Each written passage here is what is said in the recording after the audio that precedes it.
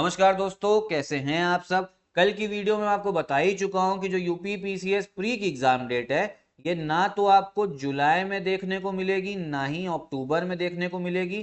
जो आयोग के सोर्सेस की तरफ से खबर आ रही थी, वो जो डेट है ये है आपकी 17 नवंबर। तो आप ये समझो, आपके पास में अभी बहुत सारा समय है। आप अगर अभी तक भी सीरियस नहीं थे ना पढ़ाई पे, तो अब समय आ गया है सीरियस होने का। और अगर पढ़ाई में मन नहीं लग रहा था, किसी भी कारणवश अगर पढ़ाई नहीं हो पाई ना, तो चिंता करने की जरूरत नहीं है। अगर आप बिगनर भी हो तो भी आराम से इतना समय मिल गया कि प्री की भी तैयारी कर सकते हो, मेंस की भी, और आराम से फाइनल सिलेक्शन ले सकते हो। क्योंकि इस चीज को, 3 अक्षर जो दिख रहे हैं ना, एसडीएम, इसको हमेशा मन में बैठाए रखो भैया। ये ऐसी पोस्ट है ना कि जो आपके विरोधी होंगे, जो आपको हमेशा क्रिटिसाइज करते हैं, ये ऐसी पोस्ट है, ये उनका भी मुंह बंद करा देगी। तो इस वीडियो में हम लोग इसी बारे में बात करते हैं कि जो नई डेट सामने देखने को मिल रही 17 नवंबर, इसके हिसाब से आपको कैसे पढ़ना चाहिए और कैसे क्या नहीं पढ़ना है।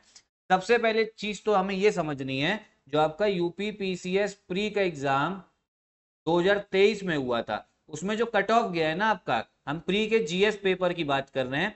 जीएस पेपर में कितने क्वेश्चन आते हैं आपके? 150 क्वेश्चन आते हैं। 2023 में जो कट ऑफ गया है ना, वो क्वेश्चन में बात करें तो 94 क्वेश्चन, 94 क्वेश्चन गया। 2022 और उसके पहले तक कितना जाता था? ये आपका 85 क्वेश्चन के आसपास ही रहता था। कभी 83 हो गया, कभी 84, कभी 86, 85 मानो। तो अब आप ये समझो, आपको 2023 में 94 क्वेश्चन देखने को मिला। ये कितने क्वेश्चन का अंतर है? सीधा सीधा आपको 9 क्वेश्चन का अंतर देखने को मिल रहा है। 10 ही मान लो, ठीक है, 10 क्वेश्चन सपोज कर लो, 10 क्वेश्चन का अंतर देखने को मिल रहा है। अभी जो 10 क्वेश्चन होते हैं ना, ये बहुत होते हैं। इसको कवर करने में ही ना बहुत लोग की हालत खराब हो जाती है, फिर वो तैयारी भी जो है छोड़ देते हैं। तो मैं चाहता हूं कि जो जो वीडियो देख रहा है, सब लोग स्ट्रैटेजी के हिसाब से चले और आराम से प्री निकाले। तो प्री निकालने के लिए पहली चीज तो आपको किन किन सब्जेक्ट्स पे ध्यान देना है। सबसे ज्यादा देखो, जो ध्यान दो ना, वो दो आप ज्योग्राफी पे। इस पे ज्योग्राफी पे, भूगोल पे। इसमें आपकी ज्योग्राफी की इंडियन ज्योग्राफी भी कवर हो जाती है, वर्ल्ड ज्योग्राफी भी। इससे आपके तकरीबन 25 क्वेश्चन जो है ना पूछ लिए जाते हैं। फिर जो आपको ध्यान देना, वो देना आपको हिस्ट्री पे। अब देखिए, हिस्ट्री में भी आपके 3 पार्ट्स होते हैं, ठीक है। कौन सा? एक हो गया एंशियंट, एक हो गया मिडीवियल, एक हो गया मॉडर्न। और ज्यादा ध्यान भी दो ना, वो किस पे दो? मॉडर्न पे दो, क्योंकि ज्यादा क्वेश्चन मॉडर्न से आते हैं। इससे भी करीब आपके 25 क्वेश्चन देखने को मिलेंगे। फिर तीसरा, करंट अफेयर, सबसे इंपॉर्टेंट। सबसे इंपॉर्टेंट है करंट अफेयर्स। करंट अफेयर से कितने देखने को मिलते हैं? 30 क्वेश्चन के आसपास, ठीक है। फिर जो फोर्थ सब्जेक्ट पे आपको ध्यान देना, वो हो गया आपका पॉलिटी। पॉलिटी से कितने हो गए आपके? 20 क्वेश्चन के आसपास आते हैं। अगर आप इन्हीं को टोटल करोगे ना, तो आपको टोटल कितने देखने को मिल रहे हैं? 25 25 50 80 100 क्वेश्चन देखने को मिल रहे हैं। अब बहुत लोग कहेंगे भैया कि जो 100 क्वेश्चन है ना, बस इतना ही हम करके जाते हैं, 100 क्वेश्चन में 94 तो सही करने हैं। ऐसा नहीं है। 100 क्वेश्चन करके जाओगे तो 100 के 100 आते होंगे क्या? किसी को भी नहीं आते होंगे 100 के 100। कुछ कुछ क्वेश्चन आयोग ऐसा डाल ही देगा जो किसी को भी नहीं आते हैं। मान लो 80 आते हो इनमें से, फिर कुछ नेगेटिव मार्किंग भी है, 1/3 नेगेटिव मार्किंग भी होती है। 80 क्वेश्चन आते हैं तो भी 94 तक नहीं पहुंच पाओगे। कुछ एक्स्ट्रा भी करना है। अब एक्स्ट्रा क्या करना है ना, वो करना है आपको साइंस करो भैया पहले तो, ठीक है। साइंस और एनवायरमेंट जो एक साथ कर लो, साइंस और एनवायरमेंट। ठीक, साइंस और एनवायरमेंट से कुल मिला के आपको 25 क्वेश्चन दिख जाएंगे।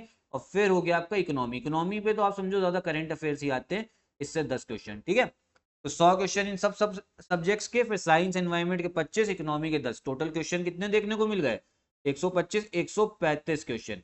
अब 135 क्वेश्चन की आप तैयारी कर लो, क्योंकि ये जो सब्जेक्ट मैंने आपको बताया ना, कौन से? ज्योग्राफी, फिर आपका हिस्ट्री हो गया, करंट अफेयर हो गया, पॉलिटी हो गया, फिर साइंस हो गया आपका, एनवायरमेंट हो गया, इकोनॉमी।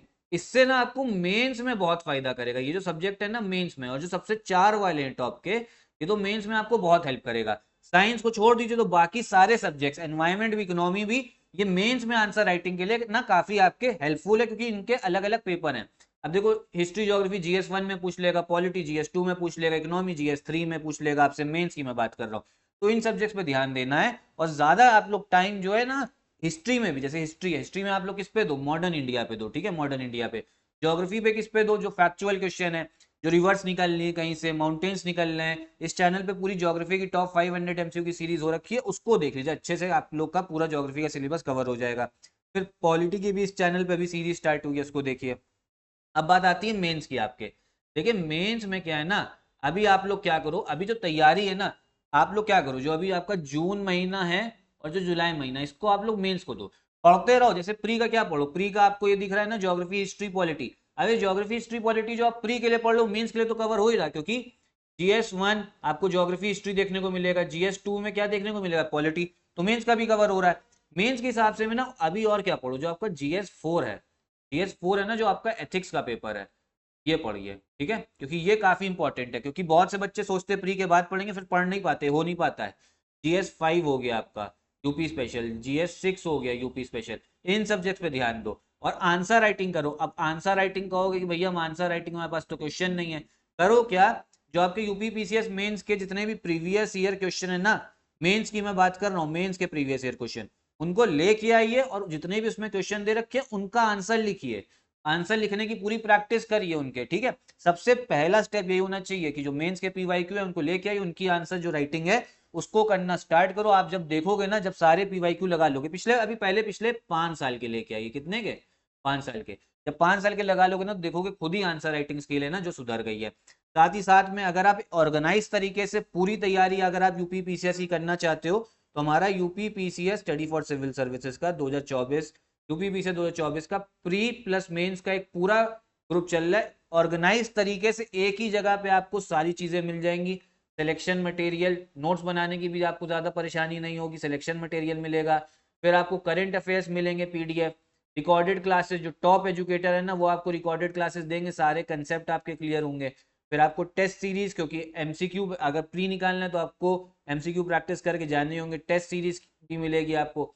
फिर डाउट सॉल्विंग, जो डाउट है वो आपके एजुकेटर्स आपका डाउट भी सॉल्व करेंगे। तो इतनी सारी फैसिलिटीज जो है ना एक जगह पे मिल रही है।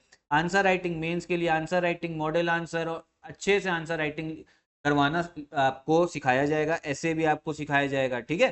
तो आप हमारा पेड ग्रुप भी ज्वाइन कर सकते हो, एक जगह पे रह के अच्छे से तैयारी करने को। यहीं पे मैं वीडियो भी खत्म करता हूँ। वीडियो अगर आपको पसंद आई हो तो लाइक करिएगा, चैनल सब्सक्राइब। नमस्कार।